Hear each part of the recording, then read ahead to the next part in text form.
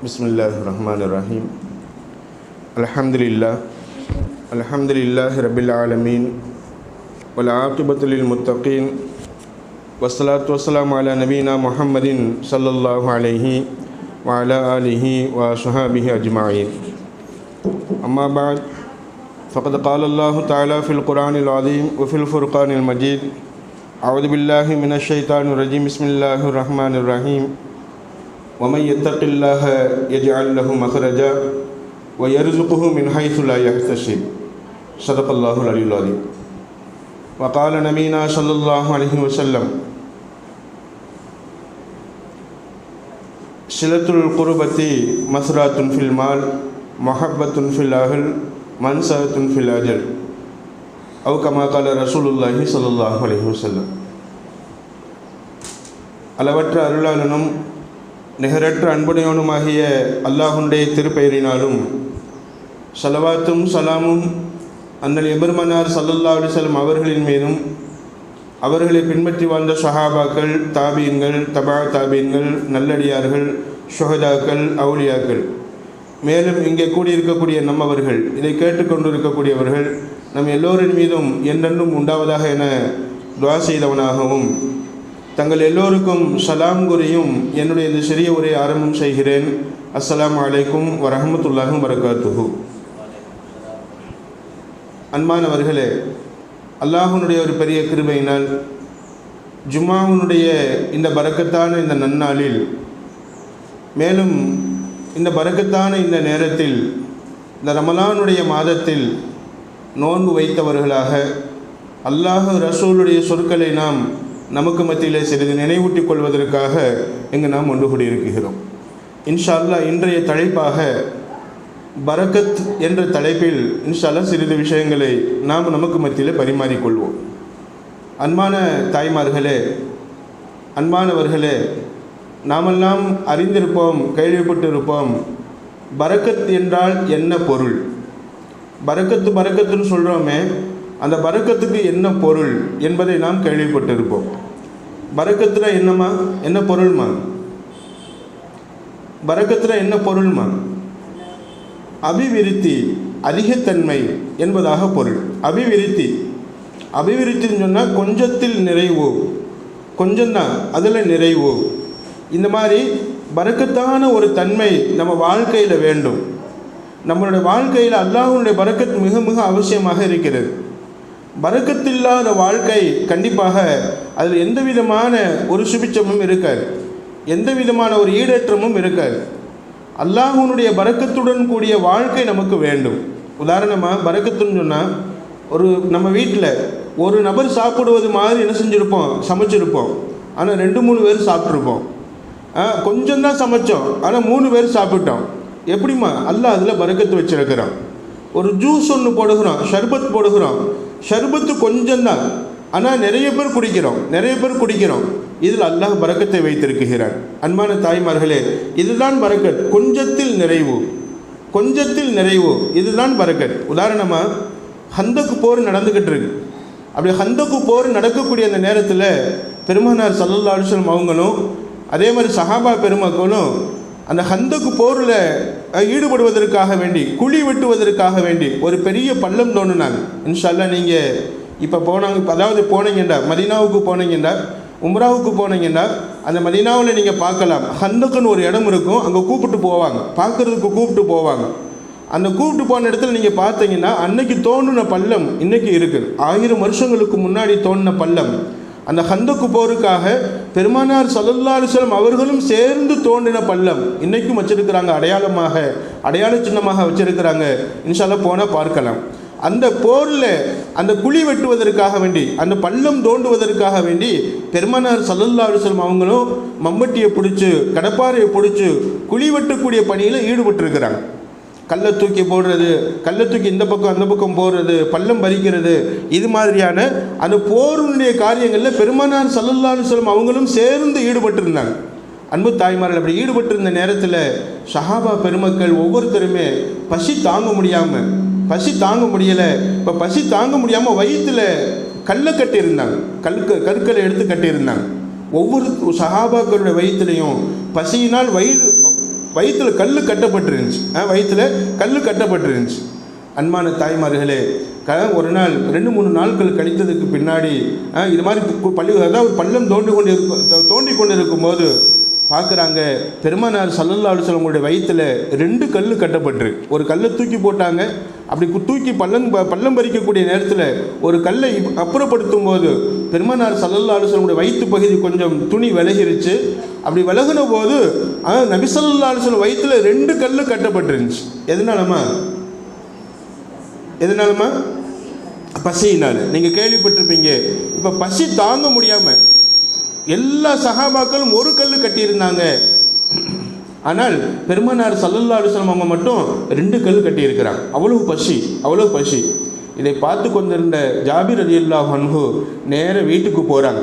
மனைவிட்ட கேட்குறாங்க, வீட்டில் என்னம்மா இருக்குது உணவு அப்படின்னு கேட்டாங்க. சொன்னாங்க மனைவி, 2-3 பேர் சாப்பிடலாம், அந்த அளவுக்கு மாவு இருக்குது. நீங்கள் நபி ஸல்லல்லாஹு அலைஹி வஸல்லம் அவங்களையும் அவங்களோடு சேர்ந்து 2-3 சஹாபாக்களையும் கூப்பிட்டுவாங்க. 2-3 பேர், அதை கொஞ்சம் பேர் தான் சாப்பிடலாம். இப்படிப்பட்ட கொஞ்சம் மாவு தான் இருக்குது, இந்த கொஞ்சம் மாவு தான் இருக்குது அப்படின்னு சொன்ன நேரத்தில் பெருமானார் ஸல்லல்லாஹு அலைஹி வஸல்லம் அவங்கள்ட்ட ஓடி வர்றாங்க ஜாபிர் ரலியல்லாஹு அன்ஹு. அப்படி ஓடி வந்த ஜாபிர் ரலியல்லாஹு அன்ஹு பெருமானார் ஸல்லல்லாஹு அலைஹி வஸல்லம் காதுக்குள்ளே சொல்கிறாங்க, சவுண்டு குறைச்ச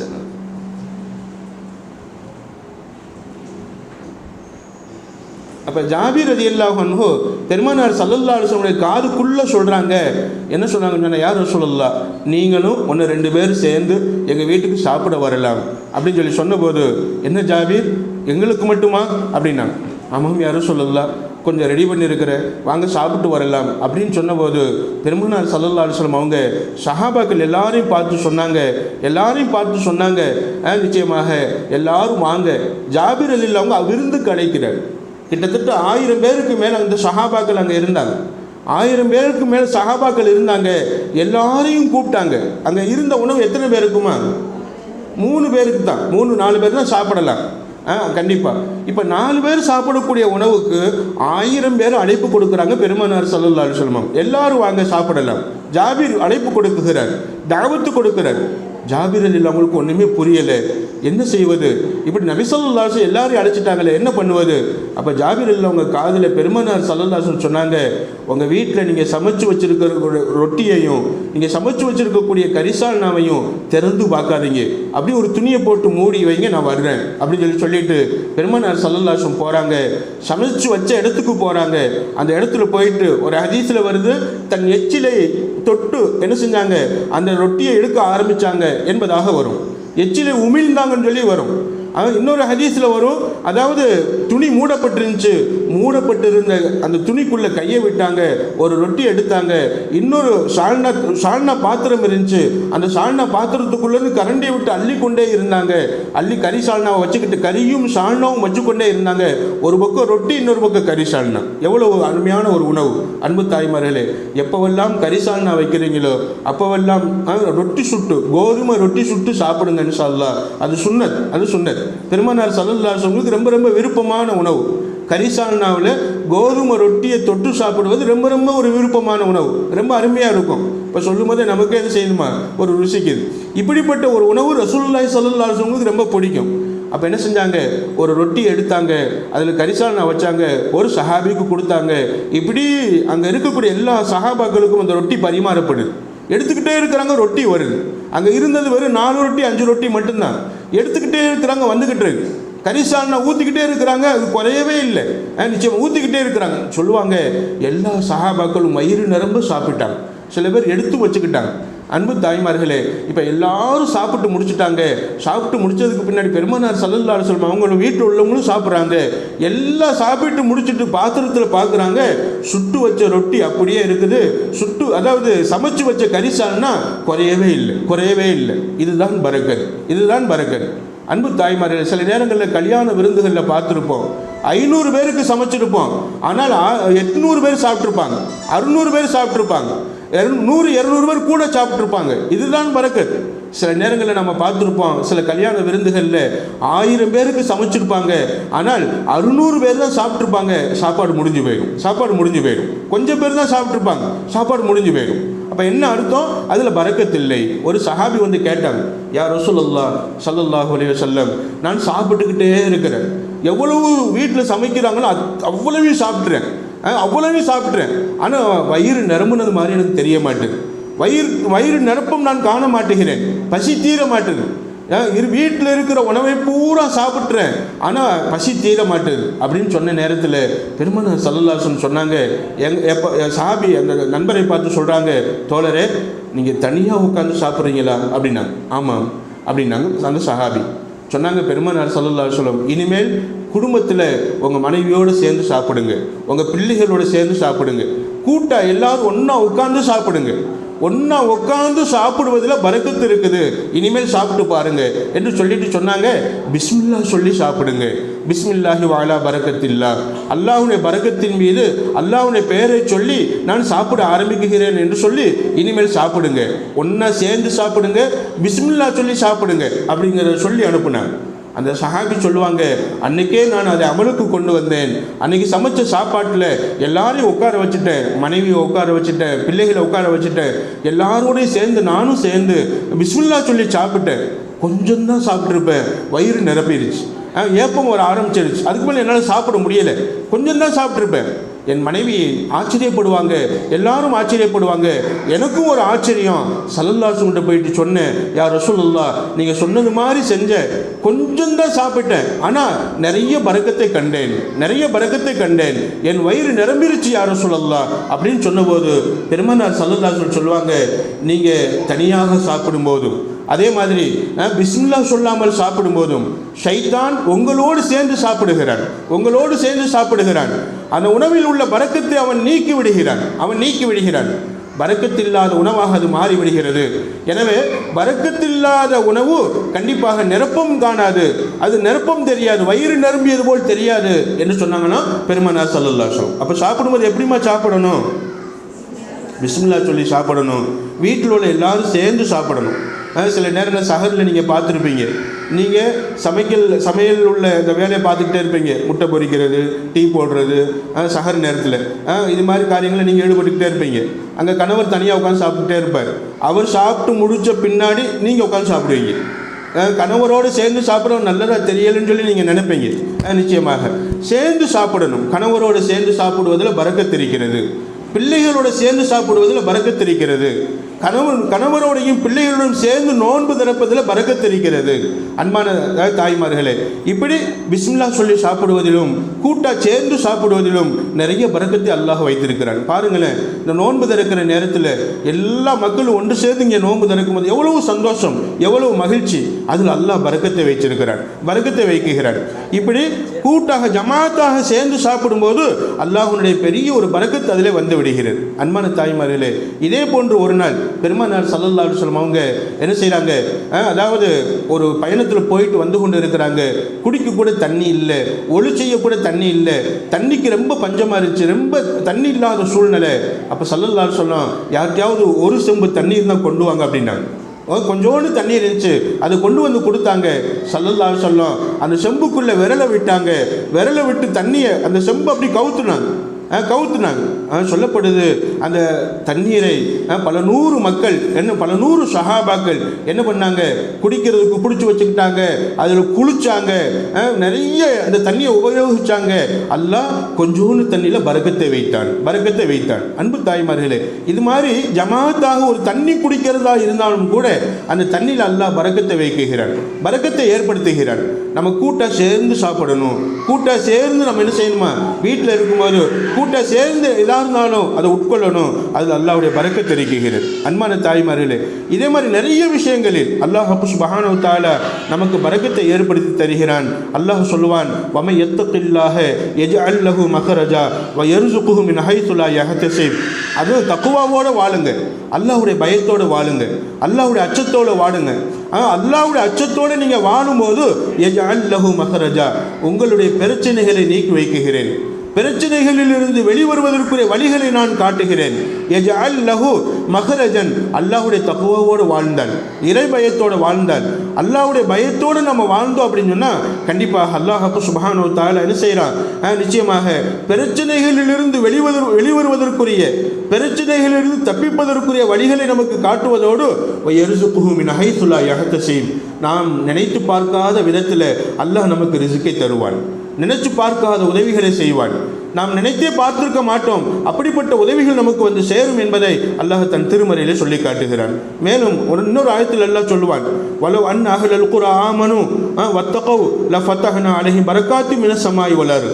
ஒரு ஊர் மக்கள் ஈமான் கொண்டிருக்கிறாங்க, தக்வாவோடு வாழ்கிறாங்க, அல்லாஹ்வுடைய பயத்தோடு வாழ்கிறாங்க அப்படின்னு சொன்னால் லஃபதஹ்னா அலைஹிம், அந்த ஊர் மக்களின் மீது, அந்த மஹல்லா மக்களின் மீது, அந்த பகுதி மக்களின் மீது நாங்கள் திறந்து வைக்கிறோம் பரக்காத்து மினஸ் ஸமாஇ வல் அர்த், வானங்களிலிருந்தும் பூமிகளிலிருந்தும் பரக்கத்துகளை திறந்து விடுகிறோம் என்று அல்லாஹ் நமக்கு வாக்குறுதி கொடுக்குகிறார். அன்பான தாய்மார்களே, அப்போ நாம் என்னமா மேற்கொள்ளணும், தக்வாவோடு நம்ம வாழணும், இறையச்சத்தோடு வாழணும், அல்லாஹ்வுடைய பயத்தோடு நம்ம வாழும்போது அல்லாஹ்வுடைய பரக்கத்து நமக்கு கிடைக்கிறது என்பதை நாம் எல்லாம் இந்த ஆயத்தின் மூலமாக விளங்கிக் கொள்கிறோம். அன்பான தாய்மார்களே, இது மாதிரி நிறைய விஷயங்கள் நிச்சயமாக அல்லாஹும்ம பாரிக் லஹு மாலன் வ வலதன், அனஸ் ரலியல்லாஹு அன்ஹு, அவங்க அம்மா, அவங்க தாயார் என்ன செஞ்சாங்கன்னு சொன்னால், அனஸ் ரலியல்லாஹு அவங்களை தூக்கிக்கிட்டு நேர பெருமானார் ஸல்லல்லாஹு அலைஹி வஸல்லம் வர்றாங்க. வந்து சொன்னால் அவங்களுக்கு 10 வயசு இருக்கும், அவங்கள கூப்பிட்டுட்டு வர்றாங்க. கூப்பிட்டு வந்து சொன்னாங்க, யா ரசூலல்லாஹ், இதோ என் மகன் அனஸ், என் மகன் அனஸ், இந்த அனஸை நீங்கள் என்ன செஞ்சுக்கோங்க, வச்சுக்கோங்க, அனஸை நீங்கள் வச்சுக்கோங்க, உங்களுக்கு வேலை செய்வதற்காக வச்சுக்கோங்க, ஹிதுமத் செய்வதற்காக வச்சுக்கோங்க, பணிவிடை செய்வதற்காக வச்சுக்கோங்க அப்படின்னு சொன்னபோது பெருமானார் ஸல்லல்லாஹு அலைஹி வஸல்லம் அந்த அம்மா, அந்த தாயார் வேண்டிக்கிட்டாங்க, யா ரசூலல்லாஹ், அத்தோட என் பிள்ளைக்கு துஆவும் செய்யுங்க, என் பிள்ளைக்கு துஆவும் செய்யுங்க. அன்பான தாய்மார்களே, நமக்கு பரக்கத்து வேணுமா, நம்ம பிள்ளைகளுக்கு பரக்கத்து வேணுமா, நம்ம செல்வத்தில் பரக்கத்து வேணுமா, நல்லோர்களுடைய துஆவை நாம் வாங்கி கொள்ள வேண்டும், நல்லோர்களுடைய துஆவை நாம் கேட்டு பெற்றுக்கொள்ள வேண்டும். ஹஸரத் அவங்கள்ட்ட, அதுமாதிரி பெரியவங்கள்ட்ட, நம்ம வீட்டில் உள்ள ஐயாக்கள்கிட்ட நம்ம துஆ செய்யுங்க, துஆ செய்யுங்கய்யா, துஆ செய்யுங்க ஹஸரத், துஆ செய்யுங்க, அதாவது நம்ம பெரியவங்கள்ட்ட, மூத்தவங்கள்ட்ட நம்ம துஆவை வாங்கிக்கணும். நிச்சயமாக பெரியோர்களுடைய துஆ, சிறப்பானவர்களுடைய துஆ, இமாம்களுடைய துஆ, அது நமக்கு பரக்கத்தை பெற்றுத்தரும். அப்போ அந்த அம்மா, அந்த தாய் ரசூலுல்லாஹி ஸல்லல்லாஹு அலைஹி வஸல்லம் கேட்டுக்கிட்டாங்க, யா ரசூலல்லாஹ், என் பையனுக்கு துஆவும் செய்யுங்க, வேலைக்கு வச்சுக்கோங்க, உங்களுக்கு ஹிதுமத் செய்யட்டும். 10 வயசு தான் இருக்கும், 10 வயசு பிள்ளையே நீங்கள் உங்களுக்கு வேலைக்கு வச்சுக்கோங்க, யாரும் சொல்லலாம். ஒளிச்சையை தண்ணி மத்தி கொடுக்கறது, பாத்திரத்தை எடுத்து கொடுக்கறது, அது மாதிரி துணிமணிகளை எடுத்து கொடுக்கறது, துண்டு எடுத்து கொடுக்கறது, இது மாதிரி சின்ன சின்ன வேலைகள் அனுசரதி இல்லாமல் சொல்லுவாங்க, நான் பெருமானார் ஸல்லல்லாஹு அலைஹி வஸல்லம் வேலை செஞ்சேன், 10 வருஷம் நான் வேலை செஞ்சேன், வேலை செஞ்சுருக்கிறேன், ஒரு வருஷம், ஒரு நாள் கூட, ஒரு நேரம் கூட பெருமானார் ஸல்லல்லாஹு அலைஹி வஸல்லம் என் மேல் கோவப்பட்டதே கிடையாது. சில நேரங்களில் தண்ணி சிந்திரும், சில நேரங்களில் பாத்திரம் கீழே விழுந்துடும், கோவப்பட்டதே கிடையாது. நபி ஸல்லல்லாஹு அலைஹி வஸல்லம் முகத்தில் கோபத்தை பார்த்ததே கிடையாது அப்படின்னு சொல்லுவாங்க. அப்படிப்பட்ட அனுசரதி இல்லை அவங்களுக்கு துஆ செய்யும்படி அம்மா கேட்டுக்கிட்டாங்க. அப்போ அம்மா, அந்த தாயார் கேட்டுக்கொண்டதுக்கு இணங்க பெருமானார் ஸல்லல்லாஹு அலைஹி வஸல்லம் துஆ கேட்குறாங்க, அல்லாஹும்ம, அல்லாஹ் பாரிக் லஹு, இந்த அனசுக்கு பரக்கத் செய், மாலன், பொருளாதாரத்தால் பரக்கத் செய், வலதன், மேலும் குழந்தையால் பரக்கத் செய், பாரிக் லஹு ஃபீஹி, மேலும் அவருடைய விஷயத்தில் நீ பரக்கத்து கொடுத்து கொண்டே இரு என்பதாக அல்லாஹ் இடத்தில் துஆ செஞ்சாங்க பெருமானார் ஸல்லல்லாஹு அலைஹி வஸல்லம். இந்த துஆவினால் அல்லாஹ்வுடைய பரக்கத்து எப்படி இருந்துச்சுன்னு பாருங்களேன். மிகப்பெரிய செல்வத்துக்கு சொந்தக்காரராக ஆனாங்க அந்த அனஸ் ரலியல்லாஹு அன்ஹு, அனஸ் இப்னு மாலிக் ரலியல்லாஹு அன்ஹு. மிகப்பெரிய அதாவது அவங்களுக்கு ஒரு தோட்டம் இருந்துச்சு, பேரித்தம் தோட்டம் இருந்துச்சு, ரொம்ப அதிகமாக பழம் பழுக்க ஆரம்பிச்சிருச்சு. அதே மாதிரி அனஸ் இப்னு மாலிக் ரலியல்லாஹு அவங்க சொல்லுவாங்க, எனக்கு அதிகமான வயசாயிடுச்சு, சஹாபாக்கள்லேயே கடைசியாக மவுத்தான சஹாபி அனஸ் இப்னு மாலிக் ரலியல்லாஹு அன்ஹு. நம்ம அபூ ஹனீஃபா ரஹ்மஹுல்லாஹ் அவங்க பிறந்ததுக்கு பின்னாடி வஃபாத்தானாங்க. நம்ம அபூ ஹனீஃபா அவங்க பிறந்து அதாவது அவங்களுக்கு 13 வயசாகும்போது அனஸ் இப்னு மாலிக் ரலியல்லாஹு அவங்க வஃபாத்தாகிறாங்க. அதாவது ஹிஜ்ரி 93ல் 105 வருஷம் வாழ்ந்தாங்க. ஹிஜ்ரத்துக்கு 10 வருஷத்துக்கு முன்னாடி பிறந்தாங்க. ஹிஜ்ரத் செய்து 93வது வருஷம் இறந்தாங்க அனஸ் இப்னு மாலிக் ரலியல்லாஹு அன்ஹு. கிட்டத்தட்ட வாழ்நாளில் பரக்கத் செய் அல்லாஹ் அப்படின்னு துஆ செஞ்சதுனால, நபி ஸல்லல்லாஹு அலைஹி வஸல்லம் துஆ செஞ்சதுனால, குழந்தையில் பரக்கத் செய் அல்லாஹ் அப்படின்னு துஆ செஞ்சதுனால, செல்வத்தில் பரக்கத் செய் அல்லாஹ், பரக்கத்து என்பது செல்வத்தில் வேணும், குழந்தைகளில் வேணும், அதே மாதிரி வாழ்நாளில் பரக்கத்து வேணும். வாழ்நாள் எவ்வளோ நாள் நம்ம வாழ்கிறோமோ பரக்கத்தாக பறக்கத்தாக நம்ம வாழணும். அன்பான தாய்மார்களே, இந்த மூணையும் அல்லாஹ் சுப்ஹானஹு வ தஆலா பெருமானார் ஸல்லல்லாஹு அலைஹி வஸல்லம் துஆவுடைய பரக்கத்தினால் அனஸ் ரலியல்லாஹு அவங்களுக்கு அல்லாஹ் கொடுத்தான். சொல்லுவாங்க அனஸ் ரலியல்லாஹு அன்ஹு, நான் என் வாழ்நாளில் 100 சொச்சம் பேரை 100க்கும் மேற்பட்ட பேரம்பேத்திகளை நான் ஜனாசாவாக அடக்கியிருக்கிறேன். அன்பு தாய்மார்களே, எவ்வளவு பெரிய விஷயம் பாருங்களேன். அவங்களுக்கு பிள்ளைகளே கிட்டத்தட்ட 100க்கு பக்கத்தில் இருக்கும் என்பதாக சொல்லப்படும். அதாவது பேரம்பேத்திகளோட சேர்த்து இப்படிப்பட்ட 100க்கும் மேற்பட்ட சந்ததிகள் நிறைய பிள்ளைகளை பெற்று அந்த பிள்ளைகளுக்கு பேரம்பேத்திகளை பெற்று நீண்ட நாள் வாழ்ந்தவங்க அனஸ் ரலியல்லாஹு அன்ஹு. அந்த வாழ்க்கை எதனால கிடைச்சிச்சுமா? பெருமானார் ஸல்லல்லாஹு அலைஹி வஸல்லம் துஆவினால். அப்போ நம்ம பெரியோர்களுடைய நல்லோர்களுடைய துஆக்களை நாம் வாங்கிக் கொள்ள வேண்டும். துஆ செய்யும்படி சொல்ல வேண்டும். நாமளும் துஆ செய்ய வேண்டும். இப்போ துஆவில் அல்லாஹ் பரக்கத்தை வைத்திருக்கிறான். அப்போ வாழ்நாளில் பரக்கத்து வேண்டும், வயசில் பரக்கத்து வேண்டும், நம்மளுடைய செல்வத்தில் பரக்கத்து வேண்டும், அதே மாதிரி நம்மளுடைய குழந்தை செல்வங்களில் பரக்கத்து வேண்டும். குழந்தை செல்வங்களில் பரக்கத்து என்னமா? அவங்க நல்ல பிள்ளைகளாக வளருவது, தீனுள்ள பிள்ளைகளாக வளருவது, சாலிஹான பிள்ளைகளாக வளருவது.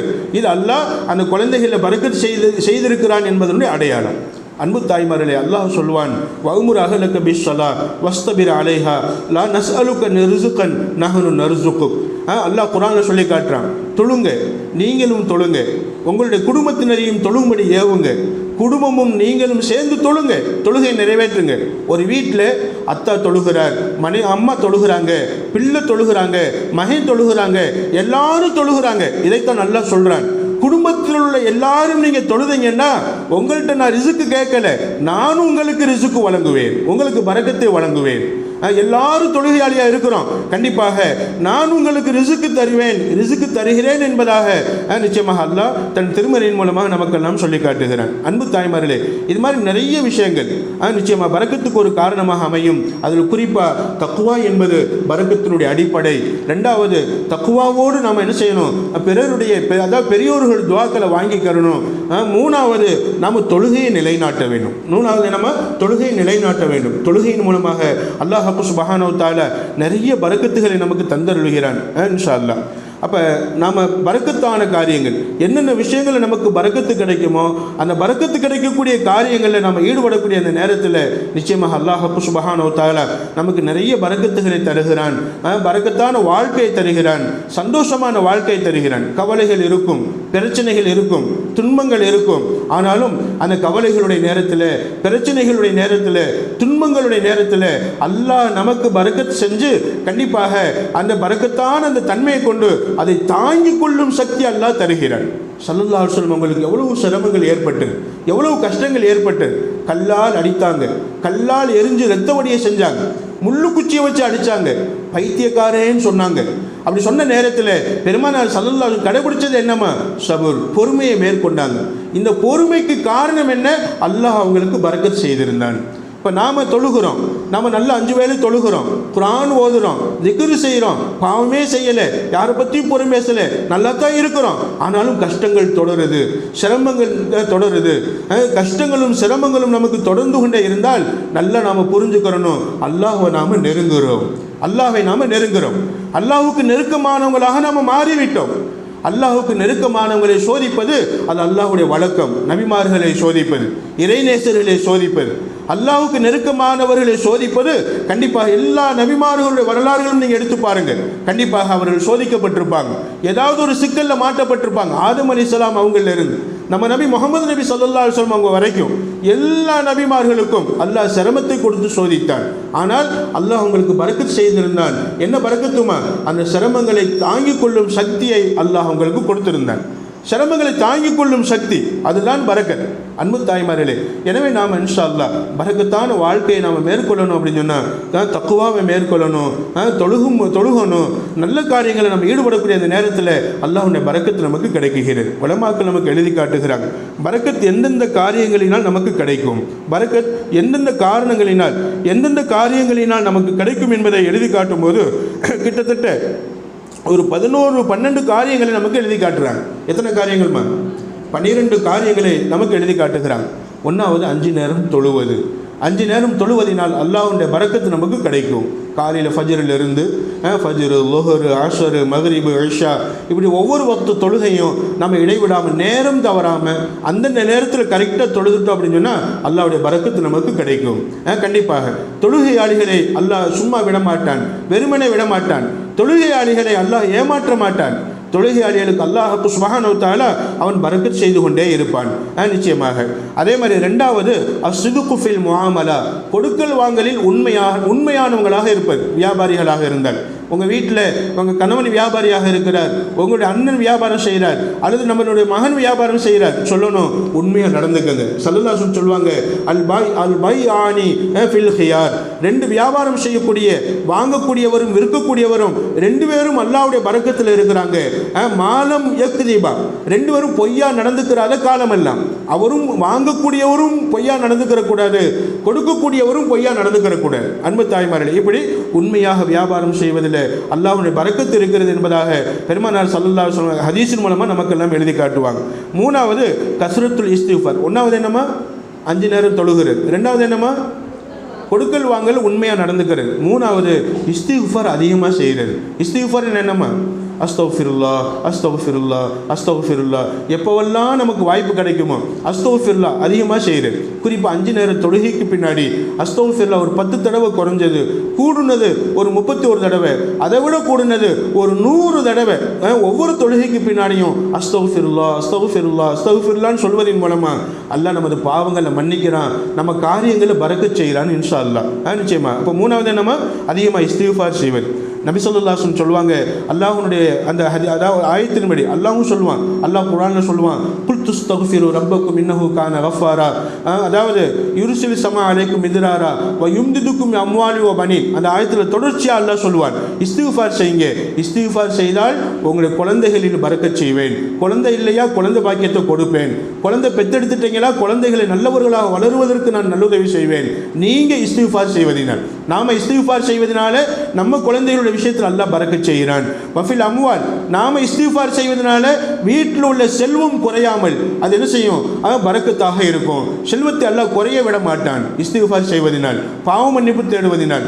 நிச்சயமாக செல்வத்தை குறைய விடவே மாட்டான் அல்லாஹ், அதில் பரக்கத் செய்து கொண்டே இருப்பான். இஸ்திஃபார் செய்யணும். வஃபில் அர்ஸாக், வீட்டில் உள்ள உணவுப் பொருட்கள் என்னென்ன உணவுப் பொருட்கள் இருக்குதோ அதுலேயும் அல்லாஹ் பரக்கத் செய்வான். இப்படி எல்லா விஷயங்களிலும் இந்த இஸ்திஃபார் மூலமாக நமக்கு பரக்கத் கிடைக்கும் இன்ஷா அல்லாஹ். எனவே 3வது நம்ம இஸ்திஃபார் செய்யணும். 4வது ஸிலத்துல் அர்ஹாம் வ ஹுஸ்னுல் குலுக், அதாவது சொந்த பந்தங்களை சேர்த்து வாழ்வது, சொந்த பந்தங்களோடு இணங்கி வாழ்வது. ஒரு சஹாபி வந்தாங்க, வந்து கேட்டாங்க, யார் ரசூலல்லாஹ், சொந்தங்களோட இணங்கி வாழ்ந்தால் பரக்கத்து கிடைக்குன்னு சொல்கிறீங்க, ஆனால் நான் என் சொந்தத்தோட ஒட்டி வாழணும்னு போகிறேன், அவங்க முகத்தை திருப்பிக்கிட்டு போகிறாங்க, என்னை வெட்டிட்டு போகிறாங்க அப்படின்னு சொன்ன நேரத்தில் பெருமானார் ஸல்லல்லாஹு அலைஹி வஸல்லம் சொல்லுவாங்க, உன்னை விட்டு விலகி போகிறவர்களோடு சேர்ந்து வாழ்வது தான் சொந்தத்தை சேர்ந்து வாழக்கூடிய நன்மையை பெற்று தரும். உன்னோடு சேர்ந்து இருக்கிறாங்க பாருங்களேன், அவங்களோடு சேர்ந்து வாழ்வது பெரிதல்ல அப்படின்னா. நம்ம ராசியாக வாழ்கிறோம், சேர்ந்து வாழ்கிறோம், மனசுக்கு மனசு பிடிச்சமான நம்ம வாழ்கிறோம். இப்படிப்பட்ட சொந்தங்களோடு வாழ்வதை விட எந்த சொந்தம் நம்மளை புறக்கணிக்கிறதோ, எந்த சொந்தம் நம்மளை கல்யாணத்துக்கு கூப்பிடலையோ, எந்த சொந்தம் நம்மளை விசேஷத்துக்கு கூப்பிடலையோ, எந்த சொந்தம் நம்மளை புறக்கணிச்சதோ, புறக்கணிக்கும் சொந்தத்தை நாம் சேர்த்து வாழ வேண்டும். அவன் சொல்லலை, நான் ஏன் சொல்லணும்? அவன் என்ன கூப்பிடலை, நான் ஏன் கூப்பிடணும்? அண்ணன் தம்பிக்குள்ள என்ன பிரச்சனை?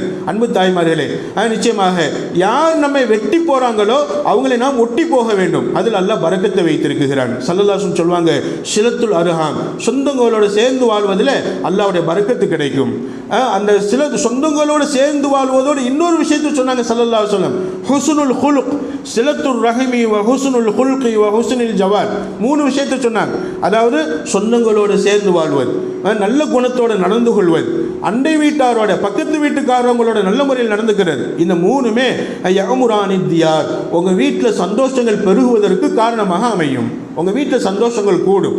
நம்ம வீட்டில் ஒரு சிரமமா ஒரு கஷ்டமா யோசிச்சு பார்க்கணும். இன்றைக்கி பக்கத்து வீட்டுக்காரவங்களை பற்றி ஏதோ தப்பாக நினச்சிருக்கிறோம், பக்கத்து வீட்டுக்காரவங்களுக்கு ஏதோ துன்பம் கொடுத்துருக்குறோம், ஏதோ அவங்க மனநோகும்படி பேசியிருக்கிறோம். அப்படி பக்கத்து வீட்டுக்காரவங்களுக்கு நாம் துன்பம் கொடுத்தா நம்ம வீட்டுக்குள்ளே உள்ள பரக்கத்து போயிடும். நபி ஸல்லல்லாஹு அலைஹி வஸல்லம் சொல்லி காட்டுறாங்க. அப்படி பக்கத்து வீட்டுக்காரவங்கள்ட்ட நம்ம நல்லா நடந்துக்கிட்டா நம்ம வீட்டில் அல்லாஹ் பரக்கத் செய்கிறார். யஅமுரானி தியார், நிச்சயமா சொந்தங்களோடு சேர்ந்து வாழ்வதும் பக்கத்து வீட்டுக்காரவங்களோட நல்ல முறையில் நடந்துக்கிறதும் நல்ல குணத்தோட உங்கள்கிட்ட எல்லாம் நடந்துக்கிறது கண்டிப்பாக வீட்டில் செழிப்பை உருவாக்கும், வீட்டில் சந்தோஷங்களை பெருக வைக்கும், நம்ம வீட்டுக்கு பரக்கத்தை இழுத்து கொண்டு வரும், அல்லாஹ்வுடைய பரக்கத்தை இழுத்து கொண்டு வரும். இன்ஷா அல்லாஹ் முயற்சி பண்ணுவோமா? இன்ஷா அல்லாஹ் இன்ஷா அல்லாஹ். பக்கத்து வீட்டுக்காரவங்களோட எந்த ரூபத்திலும் நம்ம முரண்பட்டு விடக்கூடாது, அவங்க பாவிகளாக இருந்தாலும் சரி. அன்பு தாய்மார்களே, உதாரணமாக பக்கத்து வீட்டுக்காரவங்க ஒரு ஜவுளி வாங்கிட்டு வர்றாங்க, அந்த ஜவுளியை பார்க்குறோம்.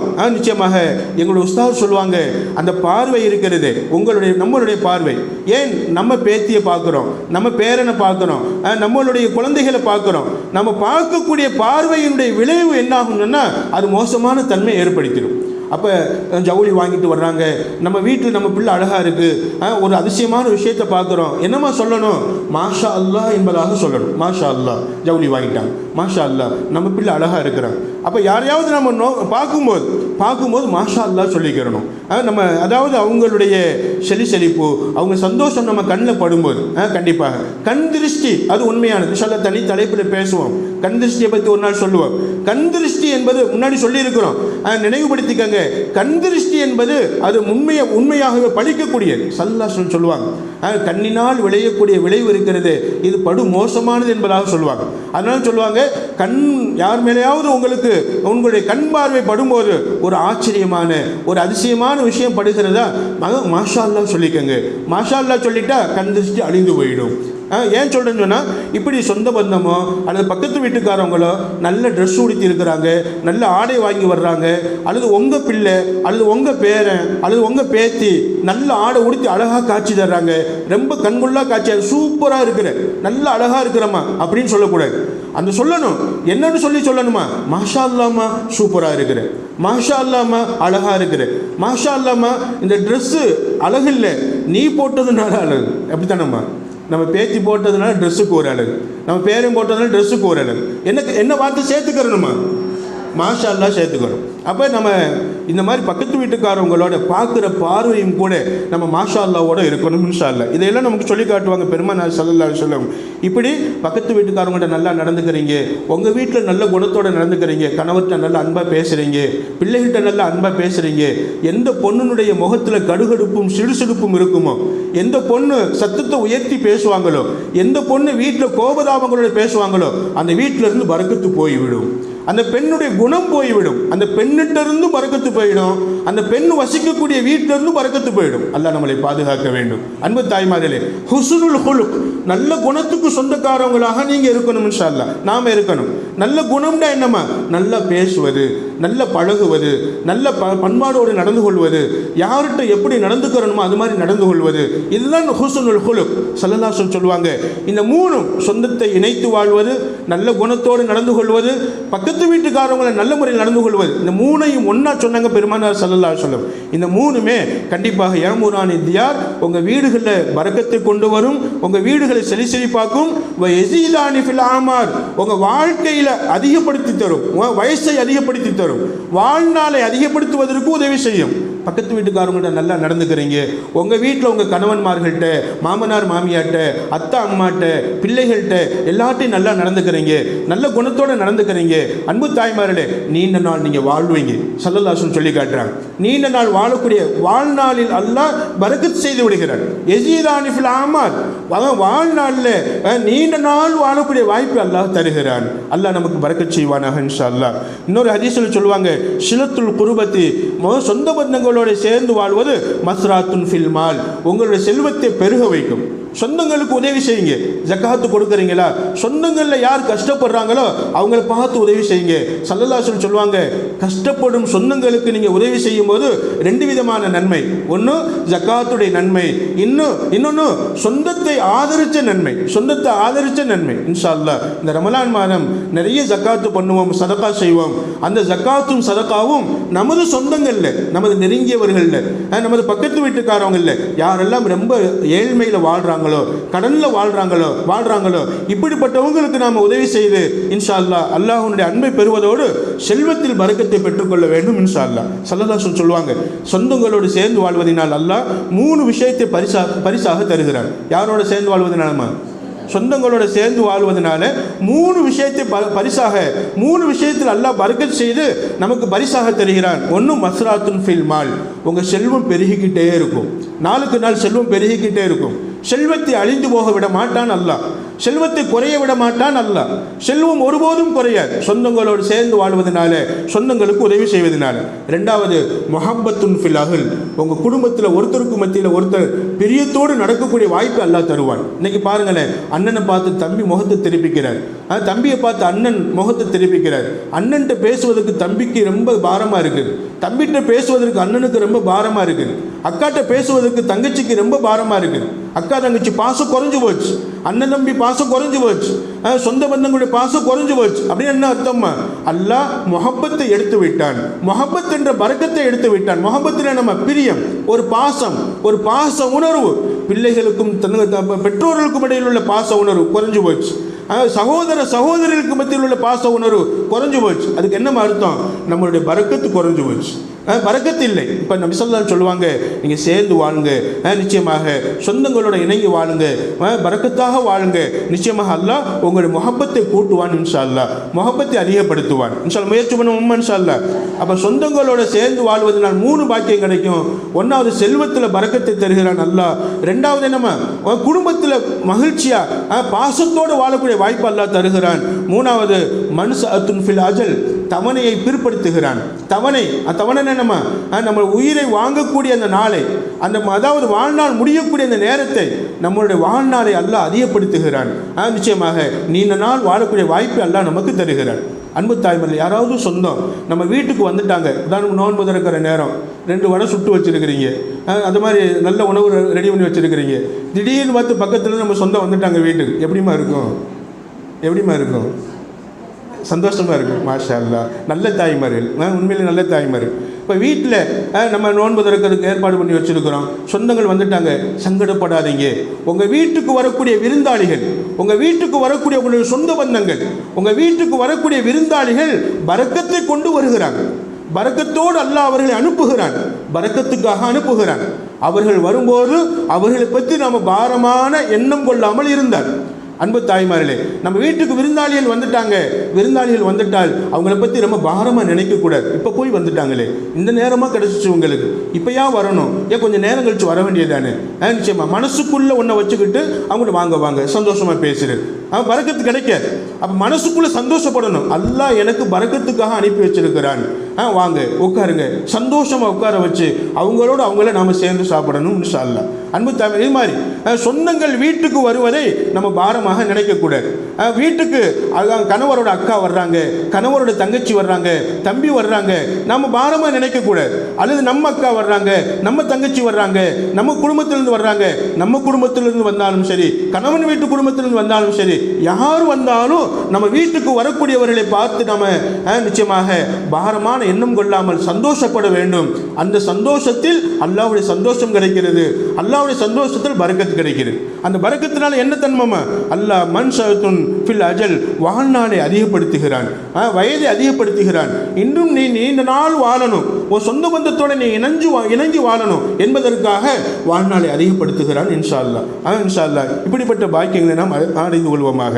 அப்போ நாலாவது என்னமா பரக்கத்தை பெற்றுத்தரக்கூடிய காரியங்களை 4வது என்னமா, சொந்தங்களோட இணங்கி வாழணும். 5வது அத்தபிக்கீர், காலையில் சீக்கிரமாக எழுந்திரிக்கணும். காலையில் எப்பவுமே எழுந்திரிக்கணும், சீக்கிரமாக எழுந்திரிக்கணும். அதிகாலை நேரத்தில் அல்லாஹ் பரக்கத்து வைச்சிருக்கிறான். பூரி கல்வி உம்மத்தி ஃபி புக்கூரிஹா, அதிகாலை நேரம்ங்கிறது எப்பமா, ஃபஜ்ருடைய பாங்குக்கு பின்னாடி இருந்து, அந்த ஃபஜ்ருடைய பாங்கிலிருந்து அல்லாஹ்வுடைய பரக்கத் வானிலிருந்து இறங்க ஆரம்பித்து விடுகிறது. ஸல்லல்லாஹு அலைஹி வஸல்லம் சொல்லுவாங்க, வானத்திலிருந்து அல்லாஹ்வுடைய பரக்கத்தை என்ன செய்கிறாங்க, மலக்குமார்கள் எடுத்துக்கிட்டு நேர பள்ளிவாசலுக்கு வர்றாங்க. பள்ளிவாசலுக்கு வந்து அந்த பள்ளிவாசலை சுற்றி உள்ள மஹல்லாவாசிகள், இப்போ உதாரணமாக அவுலியா நகர்னு எடுத்துக்கிட்டால் நம்ம பள்ளிக்கு மலக்குமார்கள் பரக்கத்தை கொண்டு வருவாங்க. எப்பமா வருவாங்க, ஃபஜ்ருடைய பாங்கு நேரத்தில்.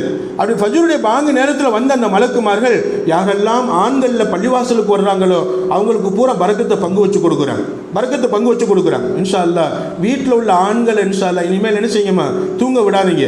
அல்லாஹ்வுடைய பரக்கத்தை அங்கே பள்ளிவாசலில் பங்கு வைக்கப்பட்டு கொண்டு இருக்கு. எந்திரிச்சு போங்க, வீட்டுக்கு அதை பள்ளிவாசலுக்கு போங்க, பள்ளிவாசலை தொழுதுட்டு பரக்கத்தை வாங்க சொல்லுங்க இன்ஷா அல்லாஹ்.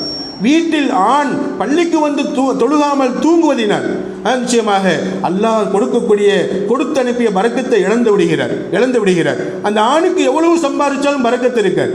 ஃபஜ்ரு தொழுகாமல் வீட்டில் தூங்கக்கூடிய ஆணுக்கு அல்லாஹ் நம்மளை பாதுகாக்க வேண்டும். அதே மாதிரி ஒரு பெண் வீட்டில் நீங்கள் ஃபஜ்ருக்கு எந்திரிச்சிட்டீங்க, காலையில் எந்திரிச்சிட்டீங்க, தொழுகை உள்ள நாள்லையும் எந்திரிச்சிடணும், தொழுகை இல்லாத நாள்லையும் எந்திரிக்கணும். என் மாணவிகள்கிட்ட நான் சொல்வதுண்டு, தொழுகை இல்லாத நாளில் நீங்கள் தூங்கிறாதீங்கம்மா. காலையில் அல்லாஹ்வுடைய பரக்கத்து கிடைக்கக்கூடிய அந்த நேரம் மலக்குமார்கள் பள்ளிவாசலில் வரக்கூடிய ஆண்களுக்கு பங்கு வச்சு கொடுத்துட்டு வீடுகளுக்கு வர்றாங்க. வீடுகளில் யாரெல்லாம் அந்த அதிகாலை நேரத்தில் பெண்கள் தொழுகிறாங்களோ, வீட்டில் பெண்கள் தொழுதால், வயோதிகர்கள் தொழுதால், அந்த வயோதிகமான முடியாதவங்க வீட்டில் தொழுவாங்கள் அல்லவா, இப்படி தொழுகக்கூடிய முடியாதவங்க, பள்ளிக்கு வர முடியாமல் வீட்டில் தொழுகக்கூடிய ஆண்கள், அதே மாதிரி பள்ளிக்கு வராத பெண்கள், நிச்சயமாக இப்படி வீட்டில் தொழுகக்கூடிய பெண்களுக்கு வீடு தேடி போய் என்ன செய்கிறாங்க, அந்த பரக்கத்தை கொடுத்து வருகிறாங்க. நீங்கள் பார்த்துருப்பீங்க, முன்னாடி உள்ள அம்மா அத்தம்மாக்கள், அதே மாதிரி ஐயாமார்கள் அதிகாலை நேரத்தில் வாசலை திறந்து வச்சுருவாங்க. அதே மாதிரி மகரிப் நேரத்தில் வாசலை திறந்து வச்சுருவாங்க. ஏன்னு சொன்னால் இந்த ரெண்டு நேரத்திலையுமே அல்லாஹ்வுடைய பரக்கத்து இறங்குகிறது.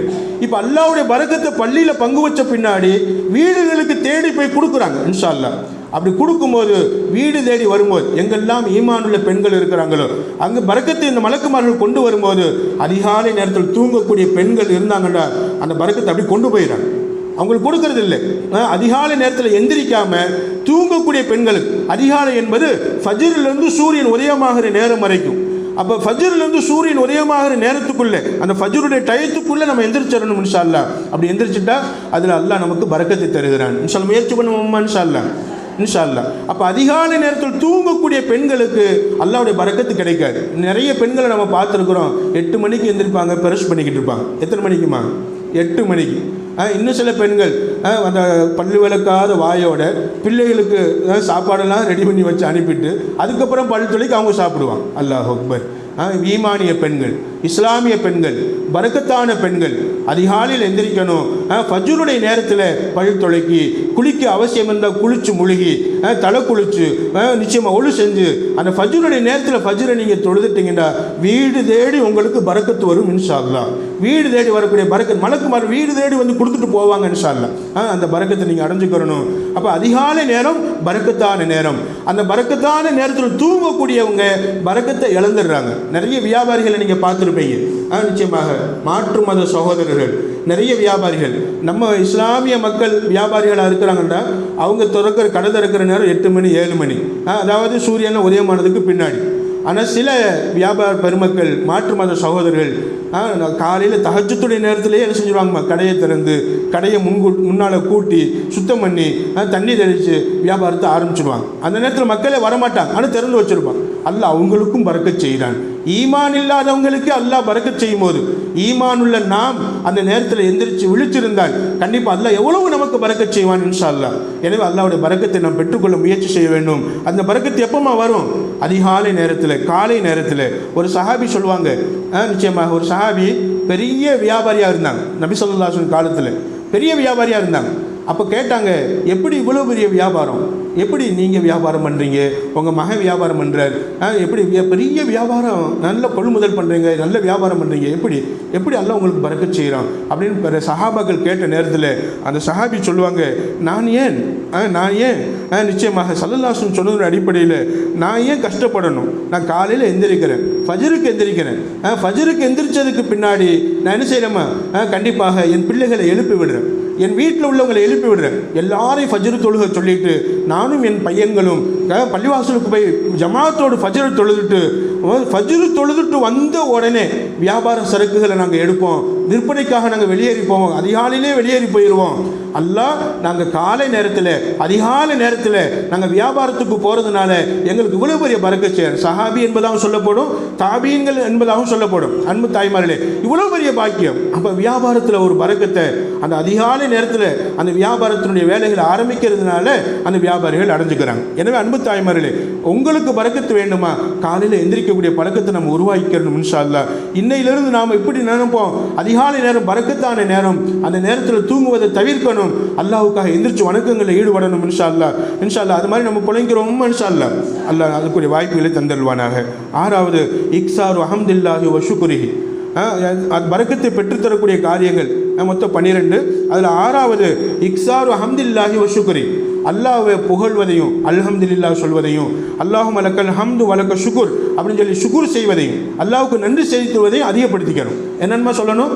அல்லாஹும்ம லக்கல் ஹம்து வலக்க ஷுக்குரு, அல்லாஹும்ம லக்கல் ஹம்து வலக்க ஷுக்குரு, அல்லாஹும்ம லக்கல் ஹம்து வலக்க ஷுக்குர். இது சொல்வதை அதிகப்படுத்திக்கிறோம். ஏன்னு சொன்னால் அல்லாஹ் சொல்லுவான், ல இன் ஷக்கர்தும் ல அஸீதன்னக்கும், நிச்சயமாக நீங்கள் எனக்கு நன்றி செலுத்தினால் உங்களுக்கு அதிகமாக கொடுத்து கொண்டே இருப்பேன், உங்களுக்கு பரக்கத் செய்து கொண்டே இருப்பேன். எனக்கு நன்றி செலுத்துங்க.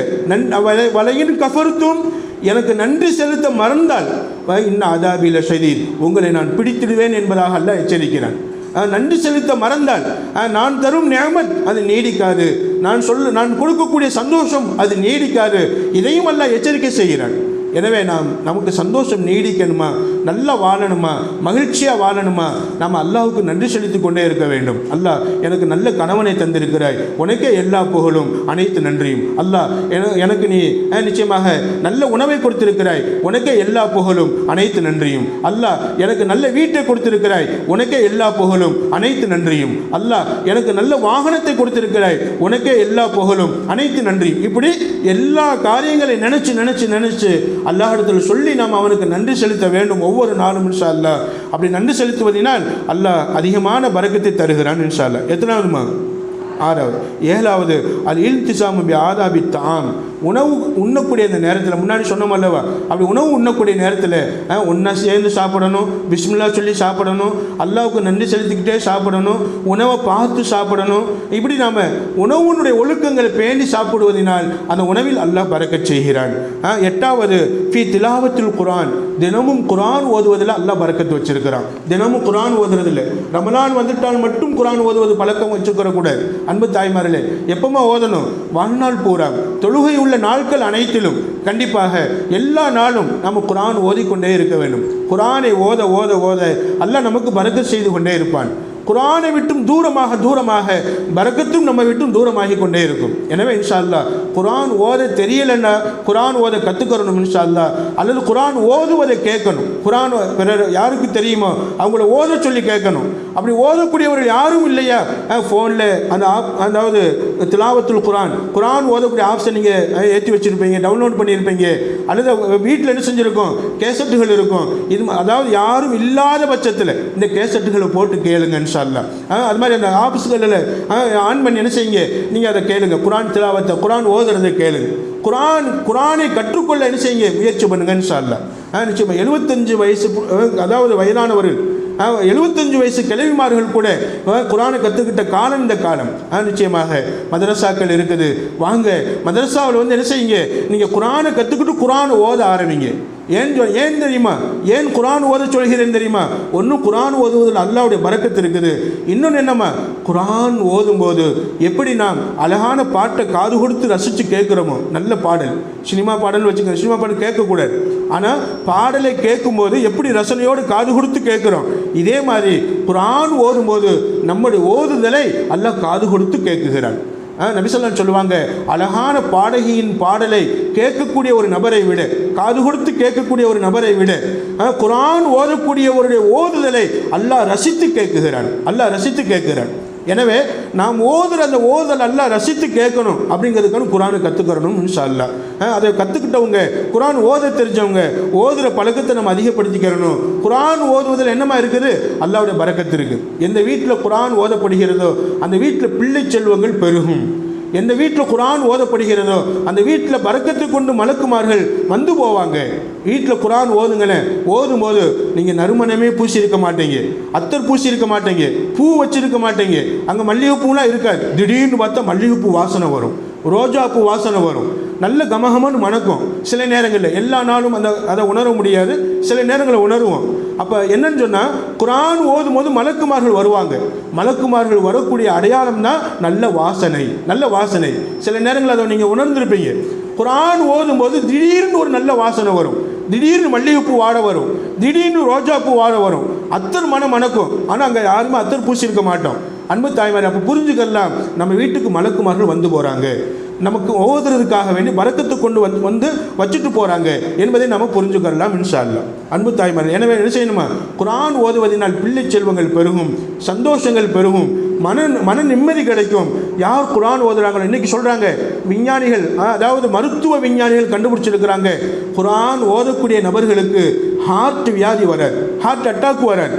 ஹார்ட் அட்டாக்னு நம்ம ஹார்ட் வியாதி, அதாவது அல்லாஹ் அந்த வியாதியை குறைக்குகிறான். குர்ஆன் ஓத ஓத அந்த ஓதும் போது ஏற்படக்கூடிய வைப்ரேஷன், அந்த அழுத்தம், குர்ஆன் ஓதும்போது ஏற்படக்கூடிய மனசில் உள்ள அந்த கல்வியில் ஏற்படக்கூடிய துடிப்பு, இது ஹார்ட்டுக்கு போகக்கூடிய இரத்தத்தை இலகுவாக சப்ளை செய்கிறது. அன்பு தாய்மார்களே, எனவே குர்ஆன் ஓதுவதினால் உங்களுடைய ஹார்ட் சுத்தமாகிறது, உங்களுடைய இதயம் சுத்தமாகிறது, உடலுக்கு சந்தோஷம் கிடைக்கிறது, உடலுக்கு ஆரோக்கியம் கிடைக்கிறது, உடலில் உள்ள நோய்கள் எல்லாம் தீர்கிறது. ஃபீஹி ஷிஃபா, குர்ஆன் ஓதுவதிலே அல்லாஹ் ஷிஃபாவை வைத்திருக்கிறான். எனவே இன்ஷா அல்லாஹ் பரக்கத்து மட்டுமல்ல, உடலுக்கு ரஹ்மத்தையும் ஷிஃபாவையும் அல்லாஹ் இந்த குர்ஆன் ஓதுவதில் அல்லாஹ் வைத்திருக்கிறான். எனவே அன்பு தாய்மார்கள், குர்ஆன் ஓதும் பழக்கமுடையவர்களுடன் மாற வேண்டும், எல்லா நாளும் ஓத வேண்டும், கிடைக்கும் நேரமெல்லாம் குர்ஆனோடு தொடர்பு வைத்துக் கொள்ள வேண்டும். கஸாலி ரஹ்மத்துல்லாஹ் சொல்லுவாங்க, குர்ஆன் ஓதக்கூடியவங்க கண்டிப்பாக புறம் பேச மாட்டாங்க, குர்ஆன் ஓதக்கூடியவங்க தப்பான பேச்சில் ஈடுபட மாட்டாங்க, குர்ஆன் ஓதக்கூடியவங்க நேரத்தை வீணடிக்க மாட்டாங்க. ஏன்னு சொன்னால் குர்ஆன் ஓதுவதிலேயே அவங்களுக்கு நேரம் போயிடும். நிச்சயமாக சில அம்மாக்களை பார்த்துருப்பீங்க, வீட்டில் முன்னாடி வயசான அம்மாக்கள் எல்லாம் எப்பவும் குர்ஆன் திலாவத்துமா இருப்பாங்க, குர்ஆன் ஓதிக்கிட்டே இருப்பாங்க. என் தாயார், என்னோட தாயார், அல்லாஹ் அவங்களுக்கு இன்னும் நீண்ட நாள் வாழக்கூடிய வாய்ப்பை தரணும், அவங்களுக்கு நிச்சயமாக நீண்ட ஆயுளை கொடுக்கணும், ஆரோக்கியத்தை தரணும். காலையில் தஹஜ்ஜுக்கு எந்திரிச்சாங்கன்னு சொன்னால் ஓதிக்கிட்டே இருப்பாங்க, அந்த இஷ்ராக் வரைக்கும், தஹஜ்ஜுல் இஷ்ராக் வரைக்கும் ஓதிக்கிட்டே இருப்பாங்க. இஷ்ராக் தொழுதுட்டு கொஞ்சம் நேரம் அந்த டீ ஏதாவது சாப்பிட்டுட்டு திரும்ப அப்படி குர்ஆனோடு தனி தொடர்பு. நிச்சயமாக அல்லாஹ் அவங்க மூலமாக எங்களுக்கு பரக்கத் செஞ்சுருக்கிறான், நிச்சயமாக எங்களுக்கு இல்மை கொடுத்துருக்குறான், அந்த தாயாருக்கு அல்லாஹ் பரக்கத் செய்யும். இது மாதிரி இன்ஷா அல்லாஹ் குர்ஆன் ஓதக்கூடிய பழக்கம் உடையவர்களாக நம்ம என்ன செய்யணுமா, நம்ம உருவாக வேண்டும்.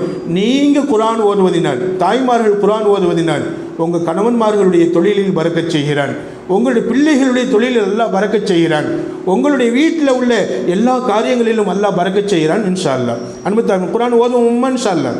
இன்ஷா அல்லாஹ் அல்லாஹ் ஓதக்கூடிய பாக்கியத்தை தந்துள்ளணும். எத்தனாவதுமா? 8வது. 9வது, தஹஜ்ஜுத் தொழுகையில் அல்லாஹ் பரக்கத்தை வச்சிருக்கிறான். ஃபதஹஜ்ஜத் பிஹி நாஃபிலத்தன் லக் அஸா அய்யபஅஸக மகாம மஹ்மூதா. தஹஜ்ஜுத் தொழுங்க, அது உங்களுக்கு நஃபில் தான், நஃபிலாக இருந்தாலும் கூட சந்தோஷமான வாழ்க்கை, புகழப்படக்கூடிய வாழ்க்கை, மகிழ்ச்சியான வாழ்க்கை கிடைப்பதற்கு தஹஜ்ஜுத் தொழுகை காரணமாக அமையும் இன்ஷா அல்லாஹ். நபி ஸல்லல்லாஹு அலைஹி வஸல்லம் அல்லாஹ் சொல்லுவான், மகாம மஹ்மூதுங்கிற அந்தஸ்து அல்லாஹ் அவங்களுக்கு ஒதுக்கி வச்சிருக்கிறான். நமக்கு என்ன பாக்கியம்? சந்தோஷம், அல்லாஹ் தரக்கூடிய மகிழ்ச்சி. தஹஜ்ஜத்தை விழாமல் நீங்கள் தொழுதீங்க அப்படின்னு சொன்னால் கண்டிப்பாக பெரிய பாக்கியம் கிடைக்கும் இன்ஷா அல்லாஹ், பெரிய பாக்கியம் கிடைக்கும். அல்லாஹ் அந்த பாக்கியத்தை தாய்மார்களே உங்களுக்கும் எங்களுக்கும் சிறப்பான முறையில் தந்துள்ளட்டும் இன்ஷா அல்லாஹ். எத்தனாவதுமா? 9வது. 10வது, ஃபி அக்லத்தி ஸஹர். ஸஹர் சாப்பிட்றோம் அல்லவா, ஸஹர் சாப்பிடுவதில் அல்லாஹ் பரக்கத்தை வச்சிருக்கிறான். ஸஹருடைய உணவு பரக்கத்தான உணவு, ஸஹருடைய உணவில் அல்லாஹ் பரக்கத்தை வச்சிருக்கிறான். ஸஹருடைய நபி ஸல்லல்லாஹு அலைஹி வஸல்லம் சொல்லுவாங்க, பரக்கத்தான உணவுக்கு வாங்க அப்படின்னு சொல்லி கூப்பிடுவாங்க. பரக்கத்தான உணவு ஸஹருடைய உணவு. எனவே ஸஹர் சாப்பிடக்கூடிய அந்த நேரத்தில் நிச்சயமாக ரொம்ப கண்ணியமாக, ரொம்ப பக்குவமாக, ஆசையோடு இது பரக்கத்தான உணவுங்கிற அடிப்படையில் என்ன செய்யணுமா, அந்த உணவை நாம் சாப்பிடணும். ஏமா அந்த ஸஹருடைய உணவு பரக்கத்? கண்டிப்பாக நோன்பு வைத்து கொண்டு பகல் நேரத்தில் பசியாக இருக்கிறோம் அல்லவா, அந்த பசியை தாங்குவதற்கு அந்த ஸஹருடைய உணவு நமக்கு உதவி செய்கிறது. அப்போ இந்த நோன்புக்கு உதவி செய்யக்கூடிய உணவு என்பதினால் அல்லாஹ் அந்த உணவில் பரக்கத்தை வச்சிருக்கிறான். அது கொஞ்சமாக சாப்பிட்டாலும் அது ஒரு பரக்கத்தான உணவு. பரக்கத்தான உணவை நம்ம நிரப்பமாக எடுத்துக்கிறணும் இன்ஷா அல்லாஹ். அந்த ஸஹருடைய உணவு பரக்கத்தான உணவு என்பதை நம்ம புரிஞ்சுக்கிறணும் இன்ஷா அல்லாஹ். அதே மாதிரி தஹாமு ஸஹரி தஹாமுல் பரக்கா ஸல்லல்லாஹு அலைஹி சொல்லுவாங்க. ஸஹருடைய உணவு இருக்குது, அது பரக்கத்தான உணவு என்பதாக சொல்லுவாங்க. அந்த ஸஹருடைய நேரத்தில் அந்த உணவுக்கு சிறப்பு கிடைச்சதுக்கு காரணம் என்ன தெரியுமா? ஸல்லல்லாஹு அலைஹி சொல்லுவாங்க, ஒவ்வொரு நாளும் ஸஹருடைய நேரத்தில், அந்த தஹஜ்ஜுடைய நேரத்தில் அல்லாஹ் முதல் வானத்துக்கு வருவான். முதல் வானத்துக்கு வந்து அல்லாஹ் சொல்லுவான், அல்லாஹ் கேட்பானா, என்னென்னமா என்கிட்ட யாராவது துவா செய்கிறீங்களா? உங்கள் துவாக்களை நான் ஏற்றுக்கொள்கிறேன். பாவ மன்னிப்பு கேட்குறீங்களா? உங்களுடைய பாவங்களை மன்னிக்குகிறேன். உங்களுக்கு ஏதாவது நோயா தஹஜ்ஜுடைய நேரத்தில், இந்த நேரத்தில் என்கிட்ட கேளுங்க, உங்கள் நோய்க்கு நான் ஷிஃபாவை தருகிறேன். நிச்சயமாக தஹஜ்ஜுடைய நேரத்தில் எந்திரிச்சு நம்ம அழுது அல்லாட்ட துவா கேட்டால் அந்த துவா உடனே என்ன செய்யுமா, கபூல் ஆகும். இந்த நேரம் தான் ஸஹருடைய நேரம், தஹஜ்ஜுடைய நேரம் தான் ஸஹருடைய நேரம். எனவே தஹஜ்ஜுத் தொழுதுட்டு சஹர் சாப்பிடணும், இல்லையா சஹர் சாப்பிட்டு முடிஞ்சு தஹஜ்ஜுத் தொழுகணும், தஹஜ்ஜுத்தையும் விடக்கூடாது இன்ஷா அல்லாஹ். சஹர் சாப்பிட்டு முடிஞ்சு அல்லாஹ்ட்ட நீண்ட நேரம் துஆ செய்யணும் இன்ஷா அல்லாஹ். அன்பு தாய்மார்களே, அதில் பரக்கத்தான ஒரு சூழ்நிலை அமையும், அல்லாஹ் அதில் பரக்கத் செய்வான். எத்தனாவதுமா? 10வது. 11வது அஸ்ஸலாம் அலா அஹ்லில் பைத்தி. நிச்சயமாக வீட்டுடையவர், வீட்டுக்குள்ளே போகிறீங்க, வீட்டிலேருந்து வெளியில் வர்றீங்க, வீட்டுக்குள்ளே போகும்போது வரும்போதும் சலாம் சொல்லிட்டு போகணும், சலாம் சொல்லிட்டு வரணும். நிச்சயமாக நபி ஸல்லல்லாஹு அலைஹி சொல்லுவாங்க, யா புனை, என்னுடைய செல்ல மகனே, அனசரதில் அவங்களை பார்த்து சொல்லுவாங்க, என்னுடைய செல்ல மகனே, இதா தஹல்தல் பைத்த, வீட்டுக்குள்ளே நீ நுழைஞ்சன்னு சொன்னால் ஃபஸல்லிம் அலா அஹ்லிக, உன் குடும்பத்தினருக்கு நீ சலாம் சொல்லிட்டு உள்ளே போ. அஸ்ஸலாமு அலைக்கும் அப்படி சலாம் சொல்லிட்டு போகணும். வீட்டுக்குள்ளே போகும்போது அஸ்ஸலாமு அலைக்கும் அத்தா, அஸ்ஸலாமு அலைக்கும் அம்மா, அஸ்ஸலாமு அலைக்கும் அத்தம்மா அப்படிலாம் நம்ம சொல்ல வேண்டியதில்லை. வெறும் அஸ்ஸலாமு அலைக்கும் வ ரஹ்மத்துல்லாஹி வ பரகாத்துஹு அப்படின்னு சொல்லிட்டு நம்ம உள்ளே போகணும். அப்படி உள்ளே போகும்போது குடும்பத்தில் உள்ள எல்லாருக்கும் அந்த சலாமுடைய பாக்கியம் கிடைக்கும், பரக்கத்து கிடைக்கும் இன்ஷா அல்லாஹ். யகூனு பரக்கத்தன் அலா அஹ்லிக வ அலா அஹ்லி பைத்திக. சலாம் சொல்லிட்டு உள்ளே போனீங்கன்னா உன் குடும்பத்திலையும் உங்கள் வீட்டில் உள்ள எல்லாருக்கும் அந்த சலாமுடைய பரக்கத்து கிடைக்கும் இன்ஷா அல்லாஹ் அப்படின்னு சொன்னாங்க பெருமானார் ஸல்லல்லாஹு அலைஹி வஸல்லம். வீட்டில் உள்ள எல்லாருமே யாருமா? வீட்டில் கோழி வளரும், ஆடு வளர்ப்போம், வீட்டில் உள்ள செடி கொடிகள் இருக்கும். அதே மாதிரி சலாம் சொல்லிட்டு உள்ளே போனால் செடி கொடிகளில் மரங்கள் எல்லாம் பறக்கச் செய்கிறான், தாவர வர்க்கங்களில் மிருக வர்க்கங்களில், அதாவது ஆடு மாட்டில் எல்லாம் பறக்கச் செய்கிறான். அதே மாதிரி ஒவ்வொரு விஷயத்திலுமே வீட்டில் உள்ள எல்லா பொருட்களுக்கும் அல்லாஹ்வுடைய பரக்கத்து கிடைக்கிறது. ஏன்? இந்த சலாமின் மூலமாக வீட்டுக்கும் பரக்கத்து கிடைக்கிறது இன்ஷா அல்லாஹ். எனவே சலாம் சொல்லி போவோமா இன்ஷா அல்லாஹ்? இன்ஷா அல்லாஹ். சரி, நீங்கள் வீட்டுக்கு போகிறீங்க, வீட்டுக்குள்ளே யாருமே இல்லை, ஸல்லல்லாஹு அலைஹி சொன்னாங்க, யாருமே இல்லாத வீட்டுக்குள்ளேயும் சலாம் சொல்லுங்கள். அல்லாஹ்வும் சொல்லி காட்டுவான், யாருமே இல்லாத வீட்டுக்குள்ளேயும் சலாம் சொல்லுங்கள். ஏன் தெரியுமா? யாருமே இல்லாத வீடாக இருந்தாலும் உள்ளுக்குள்ளே மலக்குமார்கள் இருப்பாங்க, மலக்குமார்கள் உங்கள் சலாமுக்கு பதில் சொல்லுவாங்க. நம்ம வீட்டில் மலக்குமார்கள் இருக்கக்கூடிய வீடாக நமது வீட்டை மாற்றிக்கொள்ள வேண்டும் இன்ஷா அல்லாஹ். அன்பு தாய்மார்களே, எனவே நாம் என்ன செய்யணுமா? வீட்டுக்குள்ளே போகும்போது சலாம் சொல்லிட்டு போகணும். 11. 12வது ஃபி ஹிதுமத்தில் வாலிதைன் அல் பரக்கா. பெற்றோர்களுடைய ஹிதுமத்தில், பெற்றோர்களுக்கு பணிவிடை செய்வது. உங்களுடைய அத்தா அம்மாவுக்கு பணிவிடை செய்யணும். இன்னொன்று யாருமா? கணவனுடைய அத்தா அம்மா. பெற்றோர்கள் என்று வரும்போதெல்லாம் என் பிள்ளைகளுக்கு நான் சொல்லுவதுண்டு, மாணவிகளுக்கு நிச்சயமாக, அதாவது பெற்றோர்கள் என்று வரும்போதெல்லாம் பெண் பிள்ளைகளுக்கு 2 பெற்றோர்கள். ஒன்று உங்களுடைய அத்தா அம்மா, இன்னொன்று உங்களுடைய கணவன்மார்களுடைய அத்தா அம்மா. கணவன்மாருடைய அத்தா அம்மா 2 பேரையுமே கவனிப்பது உங்களுடைய அவசியம், உங்கள் மேலே கடமை, உங்கள் மேலே கட்டாயம். இந்த 2 பேர்கிட்டையுமே நீங்கள் நல்லா நடந்துக்கிறது உங்களுக்கு பரக்கத்தை பெற்றுத்தரும். ஹிதுமத்துல் வாலிதைன். நிச்சயமாக பெற்றோர்களுடைய பணிவிடையிலே அல் பரக்கத்து, பரக்கத்து இருக்கிறது என்பதாக நமக்கெல்லாம் எழுதி காட்டுவாங்க. எனவே அன்பு தாய்மார்கள், இந்த 12 விஷயங்களையும் நாமெல்லாம் மிக ரொம்ப அற்புதமாக நம்ம கடைபிடிச்சு வாழணும். பெற்றோர்களுக்கு பணிவிடை செய்வதில் எல்லாம் மிகப்பெரிய பரக்கத்தை வச்சிருக்கிறான். நம்ம கேள்விப்பட்டிருப்போம், எங்களுடைய ஷேக் ஒரு பயானில் சொல்லியிருப்பாங்க. நிச்சயமாக அவங்க சொல்லும்போது சொல்லுவாங்க, ஒரு ஊரில் 4 அண்ணன் தம்பிகள் இருந்தாங்க. எத்தனை பேருமா? 4 அண்ணன் தம்பிகள் இருந்தாங்க. அந்த 4 பேருக்கும் ஒரே ஒரு அத்தா, அம்மா மௌத்தாயிட்டாங்க, முன்னாடியே அத்தா மட்டும் இருக்கிறார். இப்போ 4 பேருமே அத்தாவை பார்த்துக்கிறாங்க. ஒரு காலகட்டம் வரும்போது 4 பேருக்குமே கல்யாணம் முடிஞ்சிருது. கல்யாணம் முடிஞ்சதுக்கு பின்னாடி ஒரு பிரச்சனை வருது. என்னன்னு சொன்னால், இந்த 4 பேர்த்தில் யார் அத்தாவை பார்த்துக்கிறது? அதில் ஒரு நிபந்தனை வேற வைக்கிறாங்க, யார் அத்தாவை பார்த்துக்கிறாங்களோ அவங்களுக்கு பார்க்கறது மட்டும்தான், ஆனால் அத்தாவுடைய சொத்து கிடைக்காது, சொத்துல பங்கு கிடைக்காது. யாருமா பாப்பா? அத்தாவை பார்த்துக்கிறணும், ஆனால் அத்தாவை பார்க்கக்கூடியவருக்கு அத்தாவுடைய சொத்துல பங்கு கிடைக்காது. யாராவது முன் வருவாங்களாம்மா? சொல்லுங்களேம்மா, முன் வருவாங்களா வரமாட்டாங்களா? அப்போ 4 பேர்த்தில் 3 பேர் சொல்லிட்டாங்க, இல்லை அப்படின்னா எனக்கு இந்த அத்தாவை நான் பார்க்கல, சொத்து கிடைக்காது அப்படின்னு சொன்னால் நான் பார்க்கல, சொத்து கிடைக்காது நான் பார்க்கல. 3 பேருமே விலகிக்கிட்டாங்க.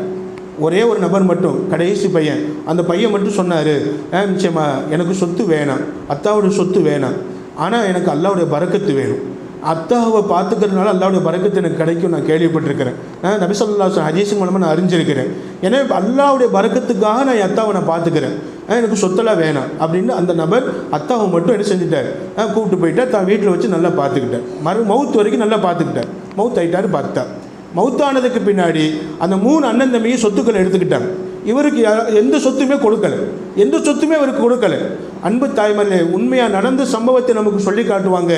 கணவன்னு காங்குகிறார். அத்தாவை அடக்கிட்டாங்க, அடக்குனதுக்கு பின்னாடி சொத்துக்கள் பங்கிடப்பட்டுருச்சு. இந்த அத்தாவை பார்த்த நபருக்கு எந்த சொத்துமே இல்லை, சொத்தில் பங்கே இல்லை, பங்கு கொடுக்கல. ஏன்னா அவங்க நிபந்தனையும் அதுதான், அந்த குடும்பத்துடைய நிபந்தனையும் அதுதான். சில நேரங்களில் சில ஏடாகூடமான நிபந்தனைகள் போட்டிருப்பாங்க, அதில் அது மாதிரியான நிபந்தனை இது. பார்க்குறவங்களுக்கு தான் சொத்து கொடுக்கணும் அப்படின்னு எல்லாரும் சொல்லுவாங்க. ஆனால் அந்த குடும்பத்தில் யார் தகப்பனை பார்க்குறாங்களோ அவங்களுக்கு சொத்து கிடையாதுங்கிற ஒரு பழக்கத்தை கொண்டு வந்திருந்தாங்க. அல்லாஹ் நம்மளை பாதுகாக்கணும். கண்டிப்பாக அன்பு தாய்மார்களே, இப்போ 3 பேர் சொத்தை எடுத்துக்கிட்டாங்க, இவருக்கு சொத்து இல்லை, ஏன்னா வேணான்னு சொல்லிட்டாரு, அல்லாவோட பரக்கத்து கிடைச்சா போதுன்னு சொல்லிட்டாரு. 3 பேருமே ஏளனமாக பார்க்குறாங்க. ஏன்னா பரக்கத்து மட்டும் கிடைச்சா போதுன்னு சொன்னேன், சொத்து வேணும்னு சொல்லியிருந்தா அவரை ஏதாவது ஒரு அனாதை ஆசிரமத்தில் சேர்த்து விட்டுருக்கலாம், எங்கேயாவது போய் போட்டிருக்கலாம், நீனும் சொத்து வேணும்னு சொல்லியிருக்கலாம்ல அப்படின்னு சொன்னபோது அந்த பையன் பேசாமல் இருந்துட்டாங்க. இல்லை, அல்லாவோட பரக்கத்து எனக்கு கிடைக்கும், கண்டிப்பாக அல்லா எனக்கு பரக்கத் செய்வான், அத்தாவுக்கு நான் ஹிதமத் செஞ்சுருக்கிறேன், அல்லா எனக்கு பரக்கத் செய்வான் அப்படிங்கிற நம்பிக்கையில் அவர் இருக்கிறார். கனவு ஒன்று காங்குகிறார். கனவுல சொல்லப்படுது, இந்த இடத்துக்கு போங்க, அந்த இடத்துல லேச தோணுங்க, அங்கே 100 தீனார் தங்க காசு இருக்கு. எத்தனை தீனார்மா? 100 தீனார். கிட்டத்தட்ட இன்னைக்கு எத்தனையோ, ஒரு தீனாருங்கிறது 4.5, அதாவது அரை பவுனுக்கு கொஞ்சம் கூட, அரை பவுனுக்கு கூட 4.5 கிராம் ஒரு தீனாருங்கிறது. இப்போ அப்போ 100ஆல் பெருக்குங்கன்னு சொல்ல, அது எவ்வளோ பெரிய சொத்து, அது எவ்வளோ பெரிய சொத்து. அப்போ சொன்னாங்க, இந்த மாதிரி ஒரு இடத்துல 100 தங்க காசு இருக்குது, போய் எடுத்துக்கங்க அப்படின்னு கனவுல ஒரு நபர் சொல்கிறேன்.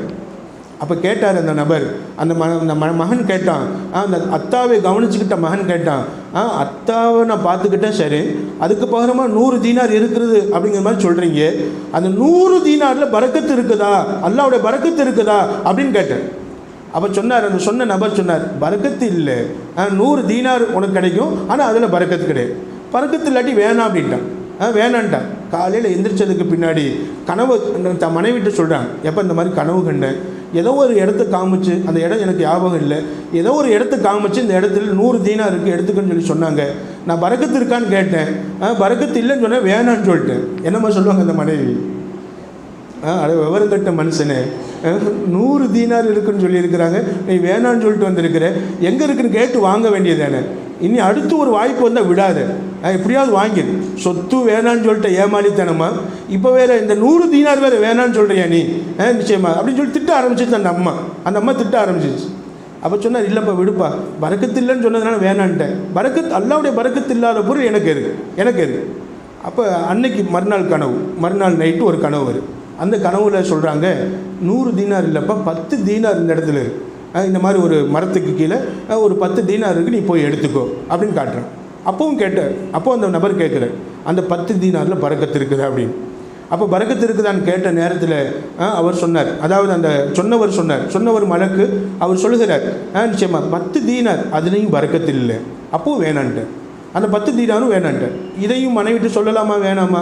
நேற்று சொன்னால் திட்டினாங்க, இன்றைக்கி 100 தீனார் கிடைக்காதுக்கே திட்டினாங்க, 10 தீனார் தானே, இதை போய் என்ன சொல்லிக்கிட்டு யோசிக்கும் போது அந்த அம்மாவே கேட்டுருச்சு, என்னங்க 10 தீனார் கண்டைங்களோ, சொல்லலாமா வேணாமா யோசிச்சுக்கிட்டு இருக்கிறீங்களோ அப்படின்னு அந்த அம்மாவே கேட்டுருச்சு. அப்போ சொன்னாங்க, அந்த கணவர் சொன்னார், ஆமாம்மா 10 தீனார் இருக்கிறதா சொன்னாங்க, பரக்கத்து இல்லைன்னு சொன்னாங்க, வேணான்ட்டு. நீ என்னதான் மனுஷனோ சொல்லிட்டு அந்த அம்மா போயிடுச்சு. 3ஆவது நாள் கனவு கண்டாங்க.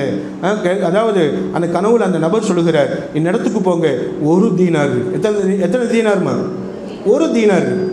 அப்போ சொன்னாங்க, கேட்டாங்க, இந்த நபர் என்னம்மா கேட்டிருப்பார், அந்த 1 தீனாரில் பரக்கத்து இருக்கான்னு கேட்டார். பரக்கத்து இருக்குன்ட்டார், பரக்கத்து இருக்கு அப்படின்ட்டார். அன்பான தாய்மர்கள், என்ன படிப்பினையான சம்பவம். அந்த 1 தீனாரில் பரக்கத்து இருக்குன்னு சொன்ன உடனே அது எந்த இடம்னு கேட்குறார். வீட்டுக்கு பக்கத்தில் ஒரு மரத்தை காட்டி, இந்த மரத்துக்கு கீழே அந்த மரத்துக்கு கீழே போய் பார்க்குறாரு. அந்த மரத்துக்கு கீழே கொஞ்சோன்னு தோன்றாரு, 1 தீனார் உள்ளே இருந்துச்சு. அந்த 1 தீனாரை எடுத்தார். அப்போ 1 தீனாருங்கிறது 4 கிராம்னா எவ்வளவு வாங்கலாம், நிச்சயமாக. அந்த 1 தீனாரை வச்சு வீட்டுக்கு தேவையான ஜாமான்கள், அரிசி, பருப்பு, என்னென்ன மனைவிட்டு சொல்லலை கனவெல்லாம். ஏன் சொன்னால் 1 தீனார் கிடைக்கும் போது மட்டும் ஏன் வேணும்னு சொன்னீங்களா, அப்படி ஏதாவது சொல்லிடுவாங்க, பரக்கத்து இல்லாமல் போயிடும் அப்படின்னு நினச்சிக்கிட்டு மனைவிட்டு சொல்லாமலே எந்திரிச்சு போயிட்டு என்ன செஞ்சாருமா, அந்த 1 தீனாரை எடுத்துட்டு வீட்டுக்கு தேவையான ஜாமானெல்லாம் வாங்கினார். வாங்கி முடிச்சுட்டு கொஞ்சம் காசு மிச்சம் இருந்துச்சு. அந்த 1 தீனாரை மாற்றி கொஞ்சம் பைசா, அதாவது அதில் கொசுருன்னு சொல்லுவாங்க, சில்லறைன்னு சொல்லுவாங்க, கொஞ்சம் சில்லறை மிச்சம் இருந்துச்சு. அந்த சில்லறை பணத்தை கொண்டு போய் கொடுத்து 2 மீன் வாங்கினார். அன்பு தாய்மார்களே, 2 மீனும் பெரிய மீன். அந்த மீனை வாங்கிட்டு வீட்டுக்கு தேவையான ஜாமானை வாங்கிட்டு வீட்டுக்கு கொண்டு வர்றார். மனைவி பார்த்துட்டு, என்னங்க இவ்வளவு ஜாமான் எங்கேருந்து வாங்கிட்டு வரீங்க?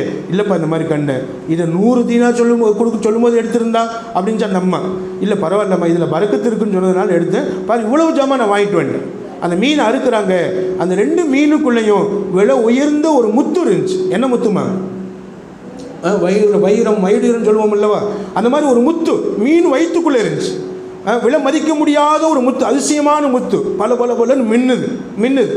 மீன் வயிற்றுக்குள்ள முத்து இருக்குங்கிற விஷயம் பக்கத்து வீட்டுக்கு தெரிஞ்சிச்சு.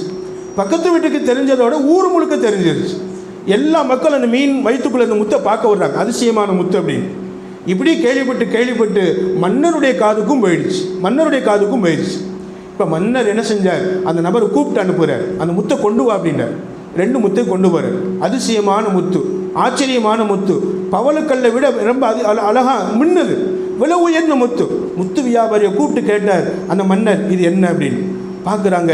பார்த்து விலை மதிக்க முடியாத முத்து மன்னா அப்படின்னு சொன்ன உடனே அந்த மன்னர் சொன்னார் அந்த நபர்கிட்ட, எப்பா இந்த 2 முத்தை நான் எடுத்துக்கிறேன், உனக்கு என்ன பெருமானமோ அந்த முத்துக்குள்ள தொகை என்னவோ அதை நான் உனக்கு கொடுத்துட்றேன் அப்படின்னு சொல்லிட்டு 2 பை நிறைய சுமக்க முடியாத அளவுக்கு தங்க காசுகளை நிரப்பி இந்த முத்துக்குள்ள காசுன்னு சொல்லி 2 பை நிறைய காசுகளை கொடுத்தார். அந்த பை நிறைய, ஒரு பை நிறைய 100 காசு அல்ல, பல ஆயிரம் தங்க காசுகள். அன்பு தாய்மார்கள், எதுக்கு சொல்ல வரேன்னு சொன்னால், தந்தையை கவனித்த பரக்கத்தினால் 1 தீனார் போதும், அதில் பரக்கத்து இருந்தால் போதும் என்று நினைச்ச காரணத்தினால், பரக்கத்தான வாழ்க்கை எனக்கு வேணும், பரக்கத்துடைய வாழ்க்கை எனக்கு வேணும் என்று விரும்பிய காரணத்தினால் அல்லாஹ் அந்த 1 தீனாரில் பரக்கச் செய்கிறான். வீட்டுக்கு வேண்டிய ஜாமான்களை கொடுத்து, மீன்களை கொடுத்து, அந்த மீன் வயிற்றுக்குள்ள முத்தையும் அனுப்பி, அந்த முத்துக்களினால் பல ஆயிரக்கணக்கான தீனாருக்கு சொந்தக்காரராக, லட்சாதிபதியாக, அந்த ஊர்லேயே மிகப்பெரிய செல்வந்தராக அல்லாஹ் அவரை மாற்றி அமைக்குகிறார். இப்போ பாருங்களேன், அந்த 3 பேர் ஏமாளிகளா? இந்த அத்தாவை, பெற்றோரை கவனித்த இந்த மகன் ஏமாளியா? யாருமா ஏமாளி? அந்த 3 பேர் தான் ஏமாளி. இந்த நபர் அத்தாவை, பெற்றோரை கவனித்ததினால் மிகப்பெரிய ஒரு பரக்கத்தை அடைந்து கொண்டார். அன்பு தாய்மார், இது மாதிரி தான் பெற்றோர்களை கவனிப்பதினால், தாய் தந்தையை கவனிப்பதினால், கணவனுடைய தாய் தந்தையை கவனிப்பதினால் கண்டிப்பாக அல்லாஹ் நம்ம வாழ்க்கையில் பரக்கச் செய்கிறான், நம்ம கணவன்மாருடைய வாழ்க்கையில் பரக்கச் செய்கிறான். அந்த பரக்கத் கொஞ்சமல்ல, அது நிறைய அபிவிருத்தியாக மாறும். நாம் அறியாத விதத்தில் அல்லாஹ் அந்த பரக்கத்தை நமக்கு தந்தருள்வான் என்பதை இந்த ஹதீஸ்களின் மூலமாக, இந்த சம்பவத்தின் மூலமாக நாம் எல்லாம் விளங்கிக் கொள்கிறோம். வல்ல அல்லாஹ் பரக்கத்தான வாழ்க்கையை, பரக்கத்தை பெற்றுக்கொள்ளக்கூடிய வாழ்க்கையை, எந்தெந்த வழிகளெல்லாம் பரக்கத்து கிடைக்குமோ அப்படிப்பட்ட ஒரு சிறப்பான வாழ்க்கை அல்லாஹ் எனக்கும் உங்களுக்கும் நசீபாக்கி, பரக்கத்தாக வாழ்ந்து, பரக்கத்தோடு மரணித்து அல்லாஹ்வை சந்திக்கும் போதும் சிறப்பான நல்லடியார்களாக அல்லாஹ்வை சந்திக்கக்கூடிய வாய்ப்பினை எல்லாம் அல்லாஹ் எனக்கும் நம் எல்லோருக்கும், இதை கேட்கக்கூடிய அனைவருக்கும் அல்லாஹ் அருள்பாலித்து நல்லொருள் புரிவானாக துஆ செய்தவனாக நிறைவு செய்கிறேன். வாஹிரு தாவான் அல்ஹம்துலில்லாஹி ரபில் ஆலமீன். அஸ்ஸலாமு அலைக்கும் வரஹ்மத்துல்லாஹி வபரகாத்துஹு.